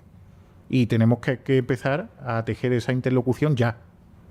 No podemos esperar a gobernar para ponernos a trabajar. Tenemos que tener comunicaciones con Argelia, con Marruecos, con Senegal, con Mauritania, con todos esos países de origen de esa inmigración ilegal para que esas cuotas de remigración se puedan establecer.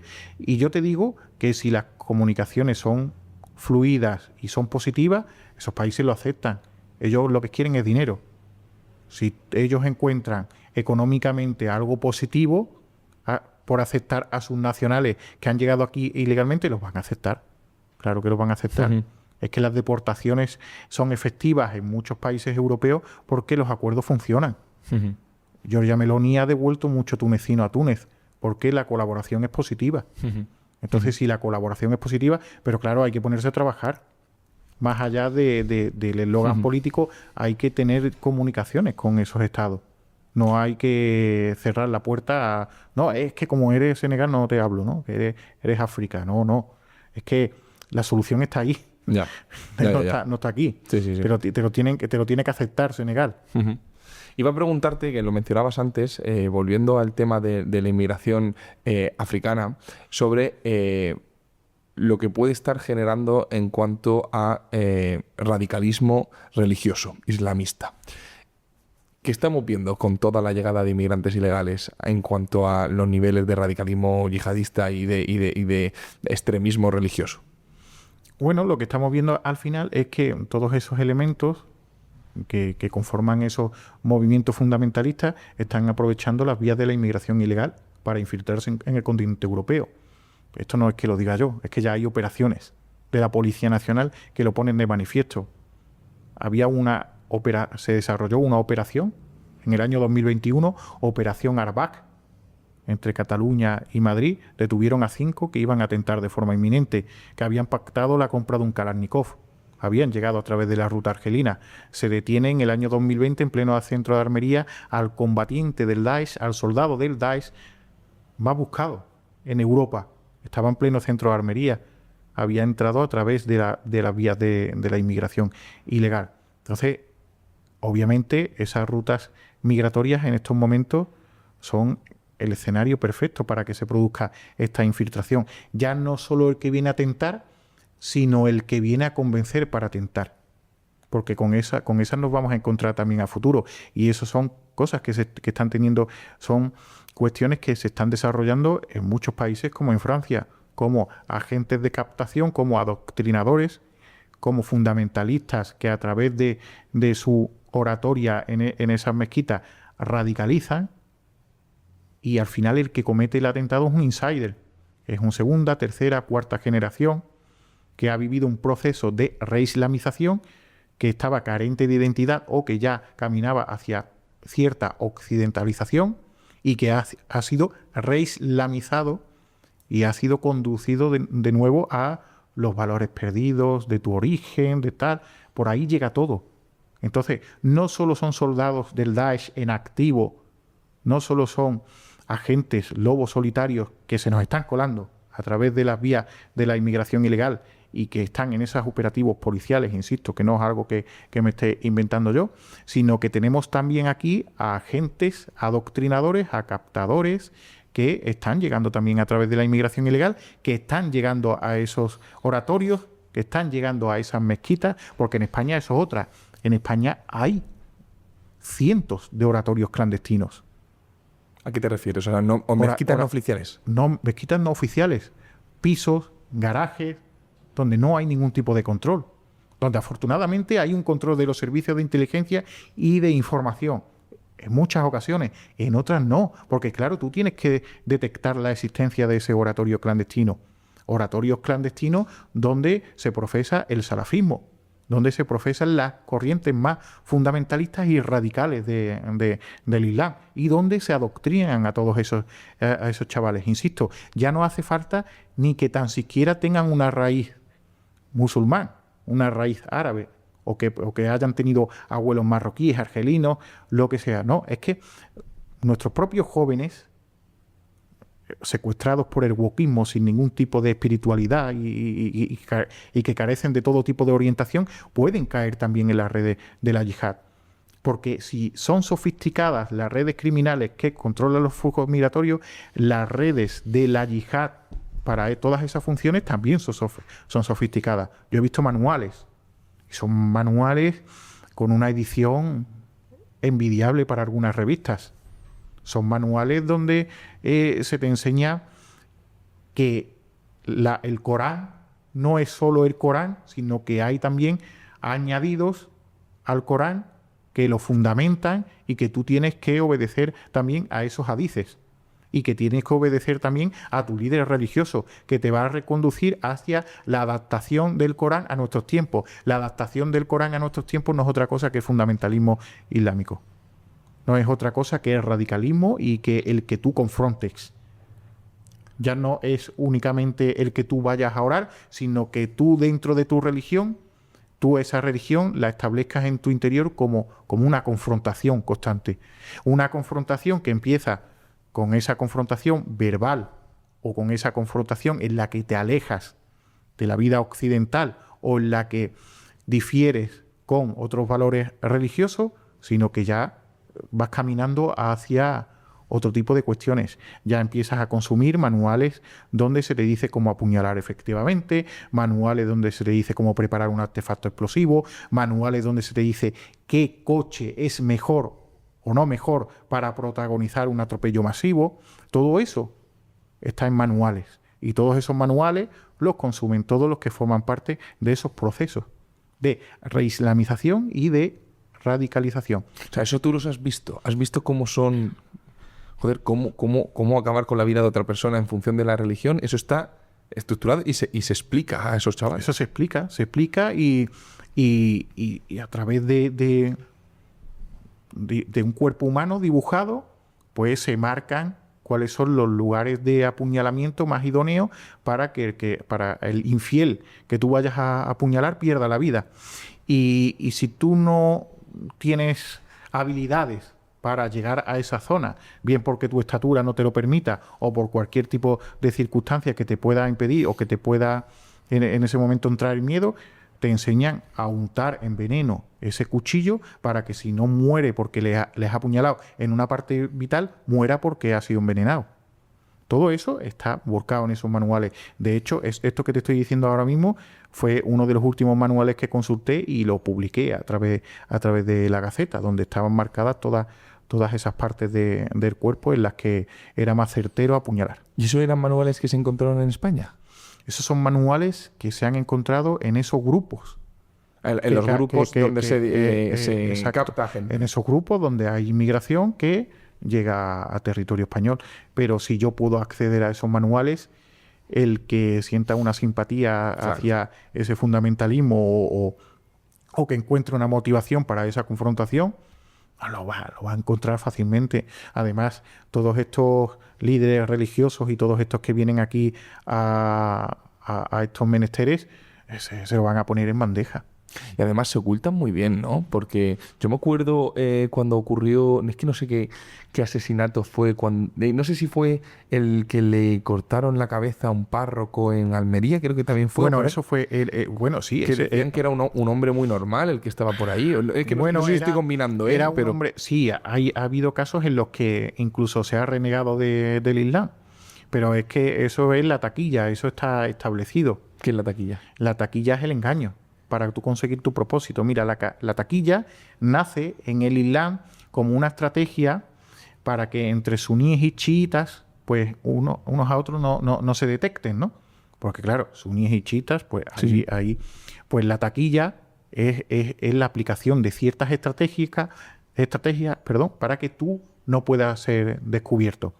Eso se está aplicando ahora para que tú no puedas, para que tus intenciones dentro de eso, de tejer un atentado o de querer matar a alguien o de prepararte para esa confrontación, para que eso no sea detectado. Entonces el Corán te permite beber, el Corán te permite salir de fiesta o hacer según qué cuestiones e incluso renegar del propio Corán, si al final tú vas a conseguir tu propósito, que es acabar con los infieles. Entonces, claro, es complicado. Esto ya para las fuerzas y cuerpos de seguridad del Estado es realmente complejo. El de Algeciras, ahí hubo un fallo, porque el de Algeciras frecuentaba mezquitas en Algeciras, ¿no? Igual si el seguimiento, pero claro, es que el fallo principal son recursos, a nivel de recursos humanos. Uh-huh. Es que no hay recursos humanos suficientes. Es que demasiado hacen las fuerzas y cuerpos de seguridad del Estado, deteniendo, por ejemplo, el año pasado a más de 100 yihadistas en España. Cifras nunca vistas. 100 personas por yihadismo se detuvieron el año pasado. Un récord que nunca se había visto desde el 11M. De años posteriores al 11M se registra ese número de detenciones por cuestiones evidentes. Claro. Pero en los tiempos de hoy día no tiene ningún tipo de sentido que se practiquen ciertas elecciones. Eso es un reflejo de la gran capacidad de las fuerzas y cuerpos de seguridad del Estado, pero también es un reflejo del grado de amenaza. Y ya lo que llevamos de año vamos camino hacia las 20. Y solo llevamos un trimestre. ¿Cuántas detenciones vamos a terminar? En el año 2000, fue en el año 2025, el año pasado fueron 100 detenciones, el anterior 2024, 80 detenciones y 3 años atrás estaban en 70 y pico. Es decir, eso está aumentando de manera exponencial y es indicativo de que el grado de amenaza está aumentando. Entonces, ahí pues hay que dar recursos a las fuerzas y cuerpos de seguridad del Estado para que puedan seguir detectando estas cosas y para que no ocurran hechos como el que ocurrió en Algeciras. Pero sí, muchos recurren. Mira, en Torre Pacheco tuvo lugar un atentado que no se tomó como un atentado, porque fue cometido por un marroquí, lo mismo que el de Algeciras, el Ministerio del Interior. Era el año 2020-2021, creo. Hubo un atropello mortal, donde había un rito previo, donde había una carta, donde hubo un suicidio que se había hecho en nombre de Alá. Ese chaval había tenido una vida normal, incluso su compañero de piso dice que se drogaba, que bebía alcohol, pero semanas antes de cometer el atentado giró en su comportamiento, ya entró en pedir perdón por todo lo que había hecho, que lo había hecho para lo que iba a hacer y así es como funciona.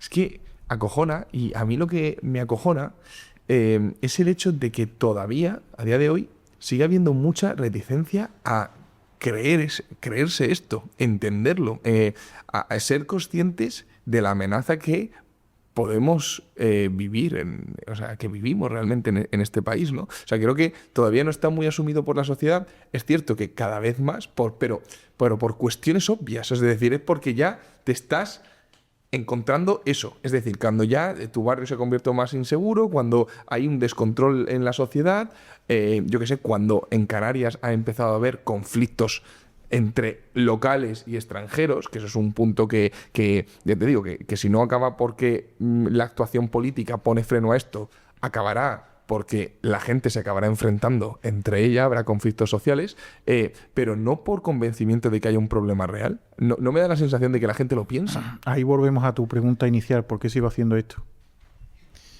A la gente hay que mostrarle. Y hay que mostrarle que esto no me lo estoy inventando yo. Insisto, que hay operaciones policiales.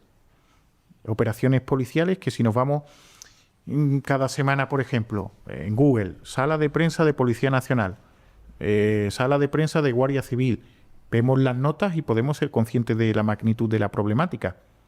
O vamos a balance del Ministerio del Interior, lucha contra el terrorismo, descargamos las tablas de detenciones por yihadismo en los últimos años y ya eso asusta. Si lo vemos ahí. Yo creo que no enseñamos a la gente a encontrar esos elementos que le ayuden a tomar conciencia, ¿no? Sino que siempre atendemos al lado más visceral, más populista, más... vamos a afrontar el tema de la inmigración en televisión, pero vamos a mostrar el apuñalamiento y que la gente vea el apuñalamiento y dos vecinos quejándose, pero las causas de esto, a eso ni lo nombramos. Claro, no se profundiza. Claro, entonces esa es la cuestión, hay que profundizar ahí, hay que... Y además creo que... Y que es una realidad palpable, insisto, que son fuentes abiertas las que nos están mostrando la problemática. Es que creo ahí, sinceramente, que ha habido una dejación de funciones por parte de la prensa importante. Por parte de la prensa y por parte de los partidos políticos. También, por supuesto. Que en lugar de hacer discursos políticos, tienen que hacer más pedagogía. Tienen que explicar las cosas. No pueden decir, esto es malo. Bueno, pero esto es malo ¿por qué? Porque lo digo yo. Pero tú, ¿por qué lo dices? Pero ¿qué hay detrás de tu palabra? ¿Qué hay detrás de ese argumento que estás vertiendo aquí para confrontar con la oposición? Yo quiero que me lo enseñes, quiero que me lo muestres. Y hay poca petición también por parte de la ciudadanía a la hora de encontrar esas razones. Lo tomamos todo como partidos de fútbol. Como hay que ir contra esto, ¿por qué? Pues porque está mal. ¿Por qué está mal? Porque lo dice aquel.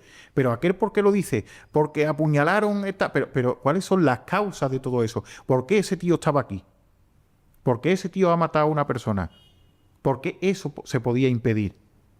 ¿Y por qué futuros hechos de la misma índole se pueden interrumpir? ¿Y por qué un día eso te puede pasar a ti, o le puede pasar a tu mujer, o le puede pasar a tus hijos, o te puede pasar a ti mismo? ¿Por qué? Entonces ya cuando tú lo pones todo sobre la mesa así, cuando tú lo explicas, cuando tú lo muestras, pues ya se despierta, ¿no? Yo tengo mucha gente alrededor porque todos tenemos amigos de todo tipo, familiares de todo tipo, que hace unos años todo esto lo ignoraban, que decía que es que yo era un bruto, que era un radical, que no sé qué. Ahora, como están obligados muchos de mis familiares a seguirme en redes sociales y cuando voy a televisión y tal, pues dicen, hostia, pues es que es verdad lo que estás diciendo. Claro, pero porque te detienes... Yo no tengo ningún tipo de aspiración política, entonces pues yo me detengo a explicarlo porque creo que es lo justo, ¿no? Además es que la clave es el tema de profundizar, porque antes te ponía el ejemplo de cuando hablabas del tema de las asociaciones, ¿no? Que la gente da por hecho de que hay honestidad allí. Antes no te lo he comentado porque no va al caso concretamente del tema de la inmigración, pero yo me acuerdo que yo tuve un amigo que me escucha mucho y lo sabrá quién es, pero no lo voy a mencionar, que me dijo que en su etapa de estudiante trabajaba, era no voluntario, porque no era voluntario, lo hacía económicamente, pero trabajando, pues un día trabajaba con Cruz Roja, otro día con Médicos Sin Fronteras, y que un día le pregunté, porque me lo crucé, y me habló de que tú llegabas allí y un día te daban un peto de una cosa, otro día un peto de otra, y ganaba una pasta. Y su jefe ganaba una... Y te estoy hablando de miles de euros por los que te paran por la calle de ahí. Claro, tú en ese momento...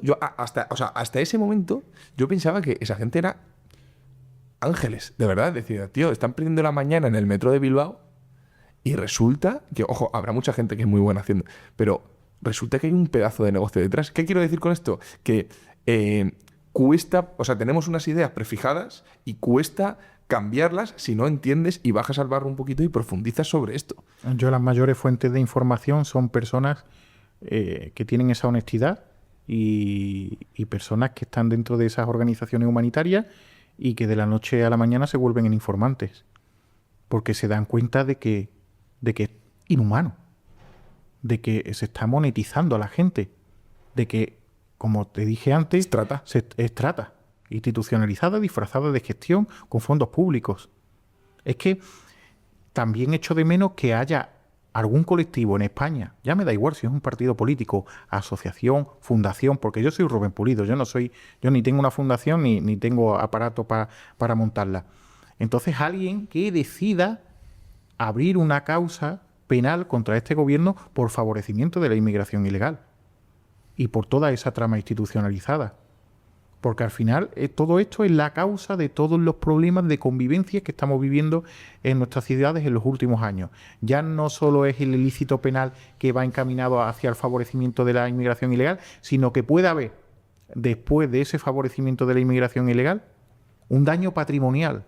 Un daño patrimonial Totalmente. Sobre esa madre de la menor que sufre una agresión sexual y que le hunden de por vida. Entonces, echo de menos que haya gente que decida que empuje el carro. Recursos en, de hecho, en esa te dirección. Iba a decir una cosa.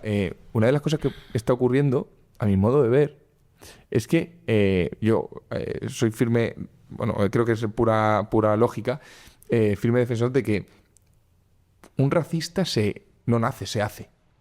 ¿Y a dónde voy con esto? La señora mayor del pueblo de Torre Pacheco, esa señora hace 20 años no era racista. Pues sí. Hoy se está convirtiendo en racista. ¿Qué quiero decir? Que estamos generando a gente... O sea, se está generando racismo. Se está generando lógico. Odio con H. Odio con H, efectivamente. Bueno, esto va a estar en el primer puesto. Es que al final generas rabia, conflicto. Al final hay una estrategia así. Hay una estrategia de querer polarizar a la población, de querer despertar una disidencia a nivel periodístico, a nivel policial, para criminalizar a toda esa población y hacer desaparecer cualquier oposición a esto. ¿Es esa la intención? ¿Establecer un marco penal para perseguirnos a todos por odio con H y callarnos, ¿no? Y cerrarnos la boca? Igual esa es la principal intención, o igual esa es una de las fases más de control de quienes sostienen todo esto, ¿no? Porque si tú creas todo ese caldo de cultivo, si tú creas toda esa polarización en la sociedad, si luego creas un marco normativo para eso, tipificarlo como delito, a todos estos los callas de un plumazo. Los callas con multas y los callas con cárcel. Sí, totalmente. Y ya el próximo se lo va a pensar. Entonces eliminas cualquier disidencia. Entonces, ¿qué hay también detrás de eso? Igual lo que se quiere es eso, ¿no? Que esa señora de Torre Pacheco sea racista para a esa señora de Torre Pacheco meterla en la cárcel. Una pregunta, Rubén, y por ir terminando ya. Llevan muchos años haciendo esto. Yo he visto cómo publicabas amenazas que sufrías, pero antes, fuera de cámara, me comentabas que han llegado a agredirte por hacer esto. ¿Me puedes contar un poco lo que supone lo que llevas haciendo tantos años? Sí, en definitiva es eso. Mira, eso me pasó hace 6 años, en octubre del año 2020. Yo recibo un SMS desde un teléfono móvil británico donde se me dice, sabemos dónde vive, vamos a ir a por ti, ¿no? Algo así. Era una amenaza directa. Pero claro, a ti te llega un SMS de esas características o te llega cualquier tipo de mensaje en redes sociales y lo último que piensas es que alguien te va a abordar cerca de tu casa para darte una paliza. Pues efectivamente eso fue lo que ocurrió al día siguiente. Me abordaron 2 sujetos de origen extranjero y me dieron una paliza. Y a raíz de ahí, pues ya las amenazas son constantes. Pero no digo amenazas a través de redes sociales. A mí no me gusta estar en comisaría todo el día. A mí eso me aburre mucho. Yo en muchas ocasiones, cuando las amenazas son a través de redes sociales, es que lo hago ya por obligación. Lo hago porque me dicen policías con los que tengo interlocución, ve, tío, ve. Pero es que llegan amenazas a mi teléfono móvil a través de teléfonos que están en otros países, a través de tarjetas SIM que no son españolas, donde se me dice constantemente eso, que me calle, que lo voy a lamentar, que lo voy... Entonces yo no vivo con miedo, porque si viviese con miedo no haría esto, pero vivo estableciendo precauciones después de ese episodio. Yo no puedo decirle a todo el mundo dónde vivo. Yo no puedo decirle a todo el mundo a qué gimnasio voy, no puedo decirle a todo el mundo dónde estoy estudiando, dónde... Tengo que tomar muchas precauciones. Mi vida no puede ser rutinaria, porque si algo descubrí después de aquella agresión es que se me había acechado porque mis movimientos eran todos los días, eran siempre los mismos. Entonces, al final, he cambiado mi vida. ¿Has pedido ayuda? He cambiado incluso de residencia. He pedido ayuda, pero ayuda oficial no me llega. Me llega ayuda de, por ejemplo, en 2 días hago una conferencia aquí en Madrid. Pido ayuda a amigos de la Policía Nacional, a informantes, a fuentes. Les digo, oye, hacerme el favor, porque es que nadie me ayuda. A los organizadores, oye, ¿podéis hacer un mínimo control de accesos, por favor? No por miedo, sino por precaución. Pero ayuda oficial, ninguna. Fui a Almería en un momento de tensión máxima a hacer una conferencia después de los eventos de Torre Pacheco y de denunciar hasta 7 amenazas. Se comunicó a Policía Nacional y por allí no apareció nadie. Entonces al final tengo que tirar, pues, de eso. Tengo ayuda, pero ya te digo, a través de conocidos. ¿Y te has planteado parar en algún momento? No, parar no. Parar no, si ya me tienen ubicado. Si ya parar no tiene sentido. No. ¿Y cuáles son tus objetivos a los próximos años? Mi objetivo principal es lo que te he comentado antes. Seguir Que este gobierno, seguir haciendo lo que hago y que este gobierno pague por lo que está haciendo. Que esto sea tomado como lo que es, trata. Y que el gobierno pague por ello y que todas las víctimas de esto, de la inmigración ilegal, encuentren una solución o puedan resarcir el daño que se les ha hecho a través de la justicia. Porque, insisto, aquí hay un daño patrimonial. Porque si X llega aquí y X viola a tu hija, ha llegado porque hay un gobierno que a través de una política de fronteras abiertas ha permitido que eso suceda. Porque hay un gobierno que, aun conociendo que ese perfil, porque ese violador de Hortaleza tenía un perfil que agüita, que yo tengo la hoja de la Fiscalía de Menores, si se sabía que ese tío era como era, ¿por qué estaba aquí? ¿Por qué seguía aquí? ¿Por qué no se envió a su país de origen? Entonces ahí hay un daño contra esa familia, un daño que tiene que resarcirse. Entonces mi meta es esa. Pues fíjate, ahora iba a pasar a la última parte del podcast, que es el test de quórum, como llamamos, que es una serie de preguntas, y la primera es ¿cuál era tu meta en la vida? Y entiendo que irá por ahí, ¿no? Sí. A ver, yo no entro hace 20 años en las Fuerzas Armadas porque a mí me guste la guerra ni nada. Yo entro por una vocación mía. De hecho, estaba opositando para la Policía Nacional y decido ir hacia las Fuerzas Armadas en vez de hacia la Policía Nacional. Yo desde siempre me ha gustado velar primero por nuestro país y por los ciudadanos. Entonces yo ahí, ese sentido sigue ahí y yo esto lo hago por eso. Antes estaba en unas trincheras, ahora en otras, pero creo que el camino es el mismo. Pues yo te lo agradezco mucho, Rubén. Pues como te digo, voy a pasar esta última parte. Es una serie de preguntas muy cortitas. La primera era ¿cuál es tu meta en la vida? La segunda es un libro que todo el mundo debería leer. Hay tantos libros que todo el mundo deberíamos de leer, pero 1984 nos ayudaría a muchos a tomar conciencia de la situación en la que estamos. ¿Te has enterado de lo del Ministerio de la Verdad? Del Ministerio, no, de la Verdad, del Comité de la Verdad, que va a presidir Baltasar Garzón. No. Pues te invito a verlo cuando salgas, porque es acojonante y da miedo porque han utilizado la misma palabra que en el libro. ¿Crees en Dios? ¿Eres creyente? Sí. ¿Eres propietario o vives de alquiler? Vivo de alquiler. Dime un político bueno y un político malo. Un político malo, Pedro Sánchez. Un político bueno, he conocido a muchos políticos buenos.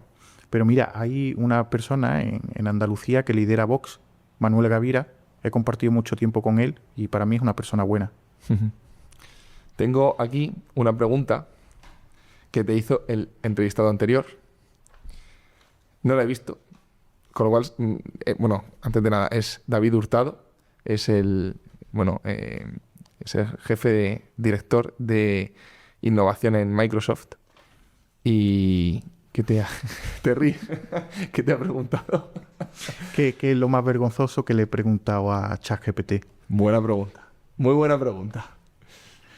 Hombre, le he preguntado muchas cosas, ¿no? Pero pedirle que se me diga lo que se está hablando de mí en las 24 horas, yo qué sé, eso sobraba, ¿no? Pero forma parte, yo creo que de la preocupación. Pero para mí llega a ser vergonzoso preguntarle No, que, pero fíjate, ¿eh? que vea qué se está diciendo por ahí de ti, ¿no? Creo que eso. Pero fíjate, eso no es vergonzoso. Eso yo creo que sí que es Por cierto que al situarlo final... en esa escala. No, pero sí, te entiendo, ¿no? Pero fíjate que al final es un poco, pues, por... Yo sé, yo creo que al final el tema de tu seguridad personal y tal, yo creo que se te ve un tío tranquilo, un tío calmado, un tío que sabe dónde está metido, me refiero, pero es algo que te tiene que preocupar, es lógico, por ti, por tu familia, por la gente a la que quieres y demás. No es vergonzoso, desde luego. Y por último, te quiero pedir una pregunta para el próximo invitado, que no sabes quién es, y un pronóstico de algo que creas que va a suceder en el año 2026. Esto es algo que le pedimos a todos los invitados y veremos a ver. Bueno, un pronóstico relacionado con el fenómeno. Tengo mucha curiosidad sobre el pronóstico de Rubén, la verdad. ¿Eh? Que tengo mucha curiosidad. Bueno, yo creo que todo podemos preverlo. Esto lo publicaré a finales de año. Iremos leyendo una a una todos los pronósticos que los invitados han hecho. Pintaremos alguna cara porque ya he estado leyendo pronósticos de gente que ha acertado, ¿sabes? Bueno, todo camina hacia este pronóstico. Luego ya... A ver.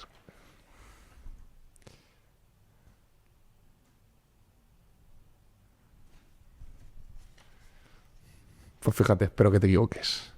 Espero que sí. ¿Y la pregunta? La pregunta, a ver qué pregunta le hago yo al siguiente invitado. Sí. No sé quién va a ser el próximo invitado, pero si te sientes con ganas de apretarle, aprieta, ¿eh? Aquí que se aguante, es lo que hay. A ti te toca una pregunta relativamente sencilla. Bueno, a ver si es un político. A ver. Esta sí que la voy a leer, me apetece leerla.